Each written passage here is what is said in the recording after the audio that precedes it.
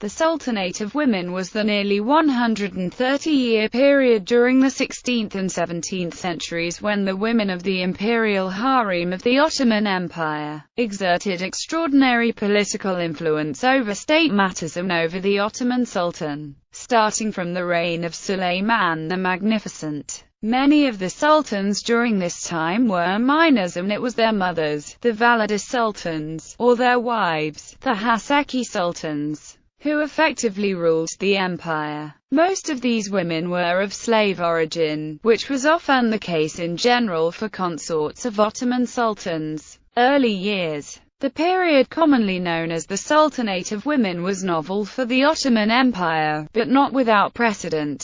The Seljuks, predecessors to the Ottoman Empire, often had women of nobility playing an active role in public policy and affairs, despite the concern of other male officials. Indeed, even the early Ottoman Empire, some women held visible positions of power, as evidenced by the North African traveller Ibn Battuta when he saw the conquered city of Iznik being commanded by one of the consorts of the Sultan. However, during the 14th century, the agency of women in government began to shrink considerably. This was the age of Ottoman expansion, and as such, most sultans elected to lead from the horse, moving with a court of advisors, viziers, and religious leaders as the army conquered new lands. In addition, Ottoman policy of the time was to divide the land into several large beylikes, or states, each ruled by one of the sultan's sons, and accompanied by their mothers. In effect, this kept all of the women with connection to the higher levels of government far away from any place where they could hold meaningful power. What's more, the practice of fratricide, in which an ascendant sultan would execute all his brothers to secure his throne, made the mothers and wives of princes even more dependent on their men. Fortunes began to change, however, with the beginning of the 16th century, and the concurrence of two significant events: the end of Ottoman expansion, and the merging of the imperial harem into the palace proper. During the reign of Sulayman the Magnificent, it became clear that the empire had reached its outer limits. With borders stretching thousands of miles in nearly every direction, the Sultan simply could no longer afford to go on extended military campaigns, especially after the failure of the siege of Vienna. The vastness of the empire also made the beylik system increasingly impractical, and as such the princes began to move back to the capital. However, with their primary military and economic strength neutralized, there was no longer a need for the practice of fratricide. In addition, Sulayman's reign famously marks the merging of the imperial harem into the palace and political sphere, as he became the first sultan to be officially married to the woman later known as Hurrem Sultan. Though controversial even at the time, this act, combined with the centralization of the royal dynasty,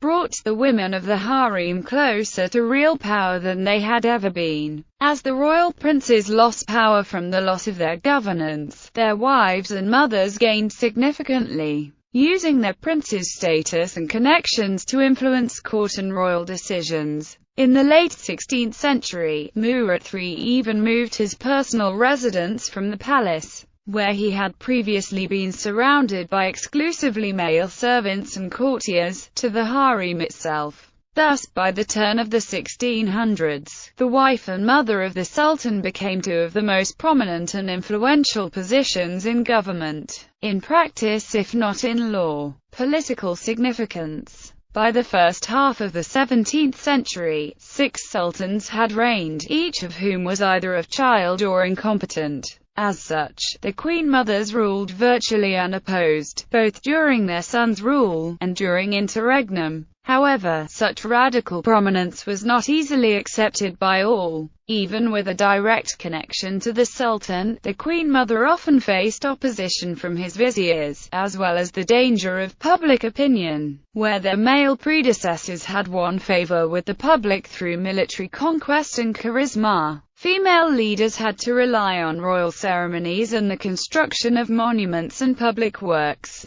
Despite the practice of seclusion, royal women often found ways to effectively leverage their public appearance. In one account, several noblemen had traveled to the capital to complain about an Anatolian judge who was in the practice of taking bribes. When they were taken to see the Sultan, however, they found him on a boat in the middle of the Golden Horn, and had to yell to even be heard. But when they came across the Queen, Safiya Sultan, traveling in her carriage, she listened to their plea, and ultimately granted it.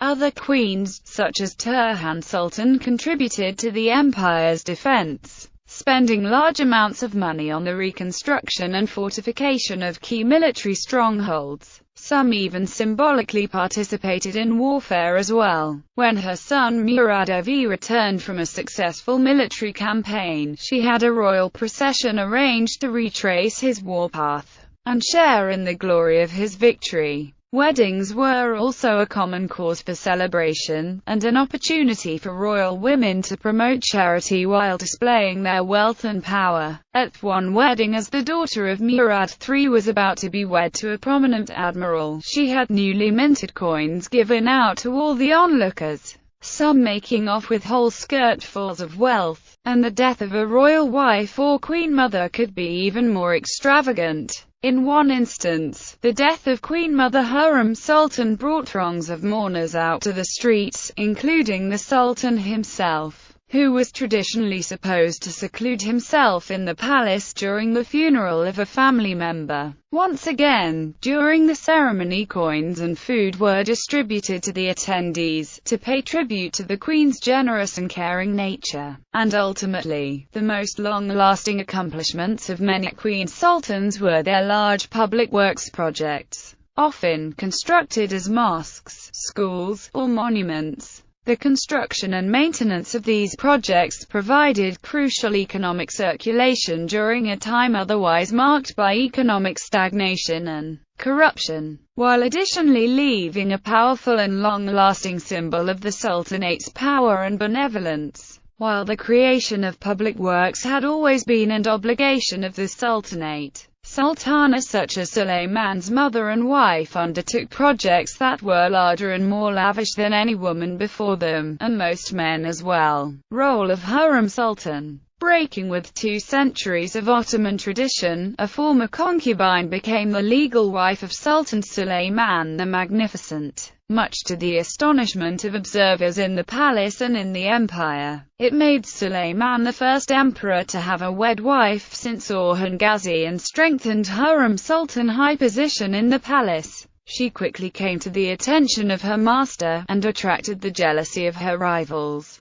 She soon proved to be Sulayman's favorite consort, or Haseki Sultan. The title Haseki Sultan was first used in 16th century for Hurrem Sultan. Thus, in power struggle apparently instigated by Hurrem, Sulayman had Pargali Ibrahim Pasha murdered and replaced with her sympathetic son-in-law, Rustam Pasha. Furthermore, both Hurrem Sultan and Rustam Pasha and her daughter Myrima Sultan turned Sulayman against Sayyid Mustafa, and Mustafa was accused of causing unrest during the campaign against Safavid Persia in 1553. Because of a fear of rebellion, Sultan Sulayman ordered the execution of Mustafa. In 2007, Muslims in Mariupol, a port city in Ukraine, opened a mosque to honor Hurrem Sultan. Myrima Sultan is the only princess in Sultanate of Women. Myrima Sultan was born in Istanbul on the 21st of March 1522 and died on the 25th of January 1578.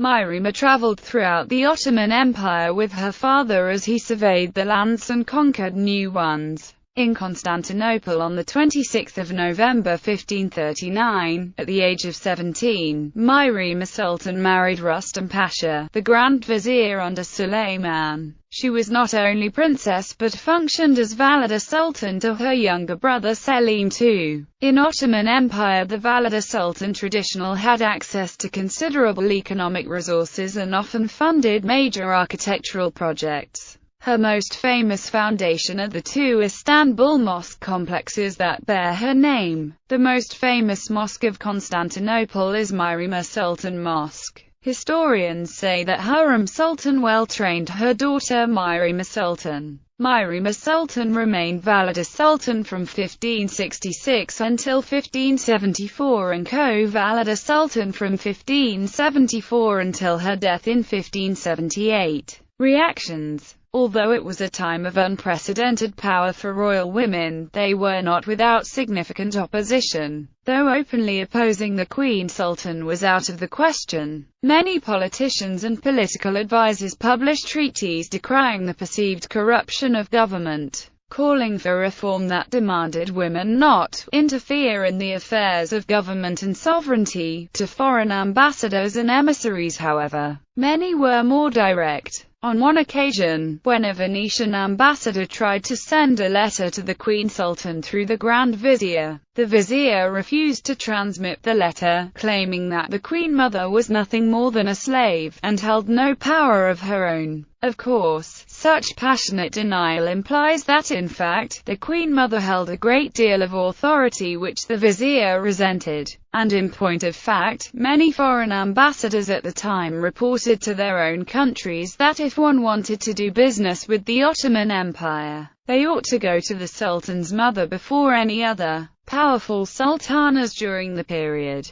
Hurrem Sultan, Nurbanu Sultan, Safiya Sultan, Alima Sultan, Qasim Sultan, Turhan Hattus Sultan,